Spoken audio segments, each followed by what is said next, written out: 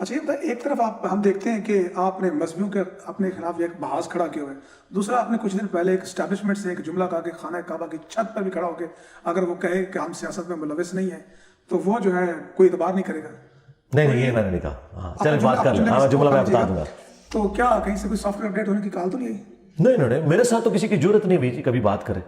واللہ آج تک جرت نہیں ہوئی. یہ جرت اس کے ساتھ کرتے ہیں جن کو یہ پالتے ہیں. آج وہ سارے صحافی جو ان سے چندے لیتے تھے وہ عمران خان کی محبت میں انہیں گالیاں نکال رہے ہیں، ان کے قابو میں نہیں ہیں اور ان کے لیے خطرناک ہوئے میں. ان پہ ضرور پریشر ہو سکتا ہے، مجھے پتا ہے سب پہ ہے، مجھے بتاتے ہیں لوگ. تو وہ مجھے پوچھتے ہیں آپ، میں نے کہا یار کسی کی جرت ہے میرے پہ بات کرے؟ میں کو کسی کے ٹکڑوں پہ پلتا رہا ہوں؟ کسی کی کاز کے لیے کام کیا ہے کبھی؟ نیور. میں تو 2012-13 میں یوٹیوب پہ میری ویڈیوز اپلوڈڈ ہیں جس میں اسٹیبلشمنٹ کو کہتا تھا یہ تمہارے گاٹے نان اسٹیٹ ایکٹر فٹ ہوں گے. یہ FATF تو بعد میں آیا نا، میں نے تو FATF اسی وقت لانچ کر دی تھی ان کے اوپر. تو آج تو ان کی پالیسی ہے، آج تو ان کو ہم سے کوئی نہیں. اور باقی وہ جو کعبے کی چھت والی بات آپ نے کی، وہ میں نے یہ کہا تھا کہ آپ کے بڑوں نے جتنی غلطیاں کی ہیں اور آپ کے ایکس آرمی چیف نے آخری تقریر میں کہا کہ ہمیں سب سے زیادہ گالیاں پڑتی ہیں. یہ میں نے باجوہ صاحب کو تقریر لکھ کے دی تھی، ان کا ہی بڑا کر کے گیا نا کہ ہمیں گالیاں پڑتی ہیں. تو ہم نے مشورہ کیا کیوں پڑتی ہیں؟ اس لیے کہ قربانی دینے کے باوجود ہم سیاست میں لچ تلتے ہیں، اس کی وجہ سے ہمیں گالیاں پڑتی ہیں. تو اب ہم یہ کام نہیں کریں گے. تو میں نے کہا تھا کہ اب یہ 70 سال کا پیچھے پورے کا پورا معاملہ اکٹھا ہوا ہے.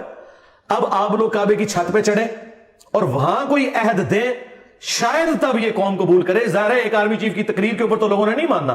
تو جو میں نے یہ بات کی تھی ریالٹی نہیں ہے کہ آج قوم مان رہی ہے کہ یہ اے پولیٹیکل ہوئے میں. ٹھیک ہے، 3-4 مہینے تک تو یہ DGA سے ایک پریس کانفرنس نہیں کروا سکے اسی ڈر سے.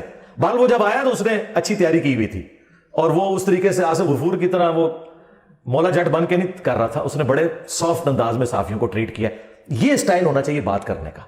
جب آپ صحافت میں اترتے ہیں پھر آپ اکاؤنٹیبل ہیں. ظاہر ہے ویسے تو میں کہتا ہوں ISPR کا ادارہ بھی نہیں ہونا چاہیے. گورنمنٹ کا کام ہے نا. جب گورنمنٹ کے انڈر آتی ہے فوج تو گورنمنٹ یعنی کہ ہمارا جو وزیر اطلاعات ہے یہ بولے. ISPR اگر انہوں نے بنا لیا نا، اگر کوئی بات کرنی ہے تو پھر آپ اسی لہجے میں بات کریں جس طرح باقی لوگوں. دیکھیں نا باقی لوگ کس طرح سیاستدانوں سے سوال کرتے ہیں، منہ میں ان سے باتیں کرتے ہیں، وہ تسلی سے سنتے ہیں، مسکرا کے جواب دیتے ہیں. ان کی تو اتنا حوصلہ ہی نہیں ہے. لیکن اب یہ جو ISPR کا DG ہے، لگتا ہے اس کی انہوں نے صحیح ٹریننگ کی ہے. میں تو اس سے سیٹسفائی ہوں، اس نے اچھے طریقے سے گفتگو کی. تو میں نے وہ بات کی تھی. تو مجھے کس نے کیا کہنا ہے میرے بھائی؟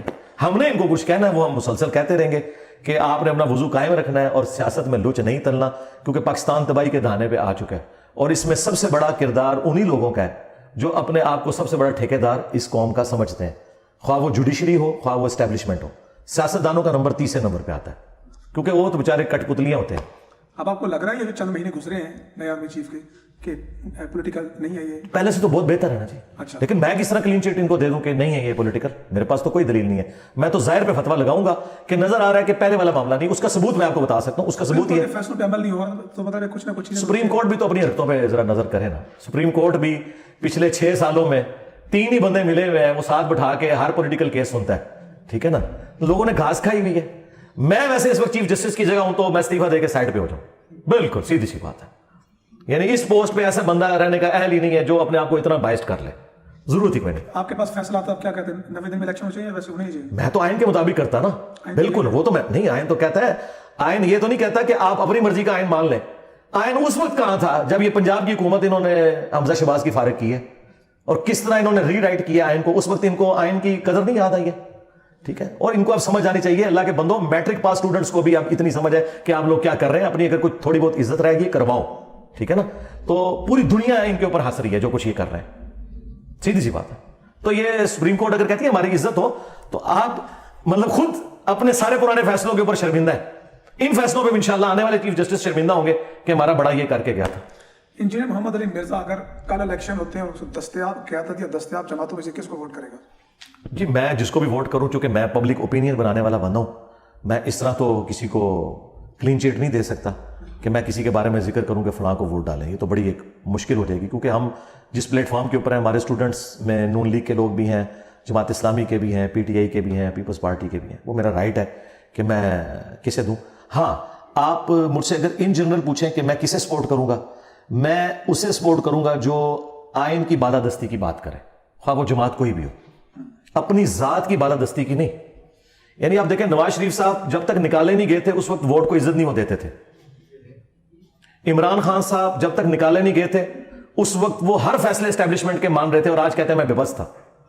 जब ये लोग निकलते हैं फिर इन्हें आयन की बालादस्ती याद आती है।